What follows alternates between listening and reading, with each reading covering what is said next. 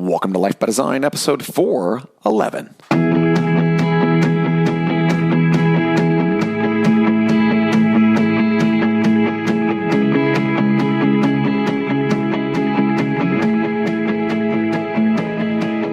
Welcome to Life by Design. I'm your host, Dr. Jamie Richards, and I'm joined today by nobody.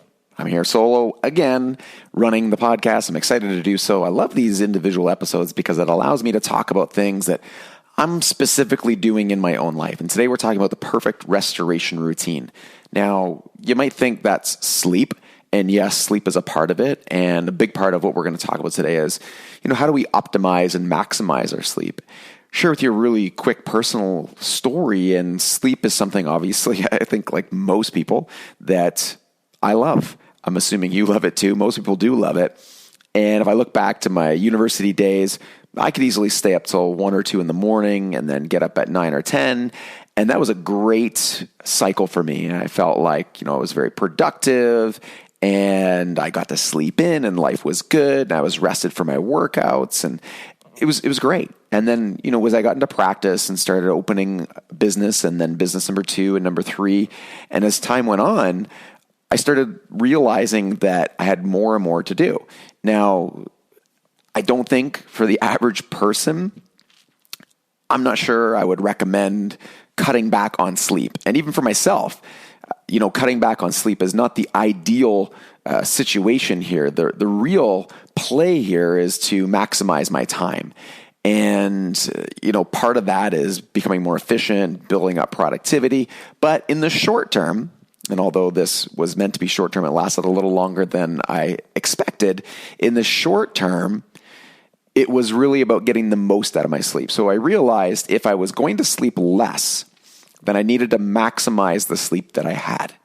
And that's what we're going to talk about today is regardless of whether you're sleeping 6 hours or 10 hours or 4 hours or 5 hours, regardless of what that is, there's a way to maximize sleep. Somebody who has 7 or 8 or 9 hours, but that sleep is interrupted, that sleep is poor, the quality of it is not good, they're waking up in the middle of the night. I'd much rather take 5 or 6 very concentrated hours where I fall asleep, I'm into a deep sleep cycle, and then I wake up. I'll be more refreshed because of that than I would be just by having an excessive amount of sleep. And, I can even say, and you can comment whether this is an example for you, but times where I would be able to sleep longer. So whether it was a day I was able to sleep in, I didn't feel as energized the rest of the day. I didn't feel as focused the rest of the day. And so what are some of the things we can do to maximize this? And I think the whole goal here is to stack the deck in your favor. And that's really what it is. Number one, just from a routine perspective, is ritualizing your routine. A routine is a series of actions that are done repeatedly, but not all routines are helpful, right? Or do they move you in the direction of a predetermined goal? They're simply routines due to repetition. And so you'll notice that you have lots of different routines in your life, some of them good, some of them bad. The goal here is to consciously create a routine that guides us toward the outcome that we want. In this case, we're talking about restoration of sleep, or restoration and sleep being the strategy that we're taking on here. So step one is really to create a plan. Step 2 is to cue your plan. And if you look at some of the research, I want to say is Dan and Chip Heath in terms of habits, and there's lots of great books about this, but just the idea of cueing your plan, I think of it like flipping a light switch. For me, the bedtime routine, once I get into my bathroom and I brush my teeth, or I pull out my toothpaste, it initiates this whole process. So I flip on the light and the bedtime routine starts. And you could have this type of process for any routine. So whether it be your workout routine, so you walk down into the gym, you're on the floor and you pull out a foam roller and, that triggers your whole routine. Your wake up routine, same thing. You get up in the morning, you head to the washroom, do you brush your teeth? Do you do mobility work? Whatever it is, if you can plan it out, you simply need one cue that's part of a series of steps. Then you follow the routine and then you get the reward. Now, the reward for some people simply might be following through with the action. There could be other rewards that you've set up for yourself if there is a reward system that you're going towards. So there's lots of different strategies here. So we're going to talk about my specific restoration routine, and by all means, take any of these.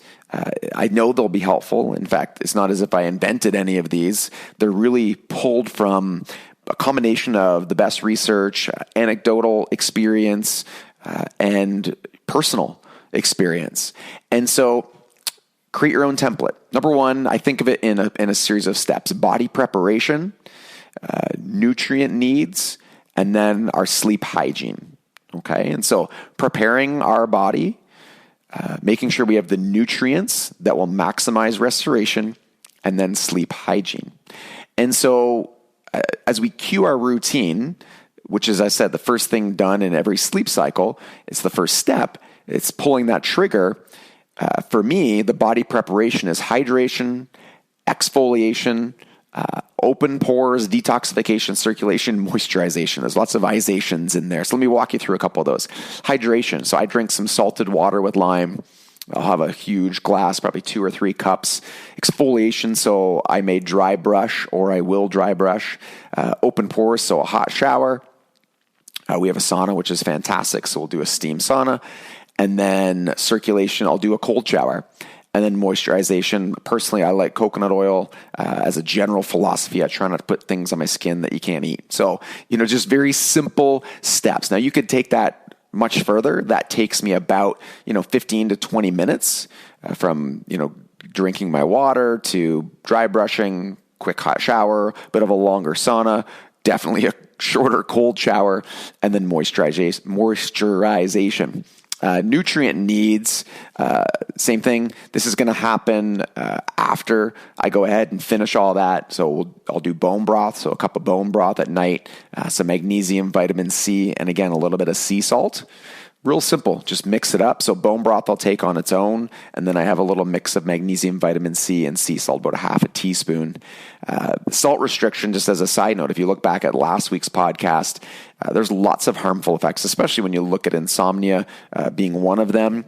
And there are a lot of salt myths. So if you are concerned about consuming too much salt, go back and listen to last week's episode, and I think that it will be at least eye-opening and hopefully give you a new perspective on that. And then sleep hygiene. How do we create a room? How do we create an environment to maximize sleep? Reducing the ambient temperature of the room reinforces your body's natural instinct to sleep. So statistically, temps between 60 to 68 degrees, they will stimulate melatonin production and encourage the initiation of your sleep cycle. Obviously, no light is fantastic. If you're on shift work, this becomes a little more difficult. One of the things that I use is a mask, and that's been very, very helpful. Really helpful, actually, almost shockingly helpful. Light plays a massive significance in the body's circadian rhythm and the signaling for us to be either asleep or awake. And so my sleep mask really helps remedy this by creating a pitch black environment, including blocking out blue light from any devices. Now, you can remove those devices from your room, but I'm also a realist, so that's probably not going to happen for most people. Maximize breathing. You might have seen some of this and read some of this, depending on what you've been listening to, podcasts and so on. Mouth breathing has been linked to high blood pressure and sleep apnea and cognitive dysfunction. And when you breathe through your nose, you wake up more rested. Without a sore throat, definitely, and without dry mouth. So mouth taping is something that I've been doing over the last 6 months.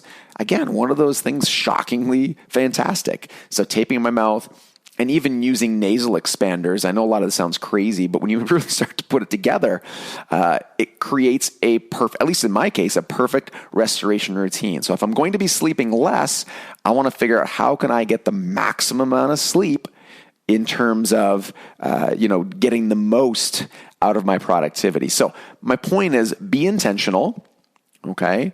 Really think it through and decide what's going to be the best for you to get the best result. Until next time, thank you for joining the drive to 1 million families worldwide living life by design.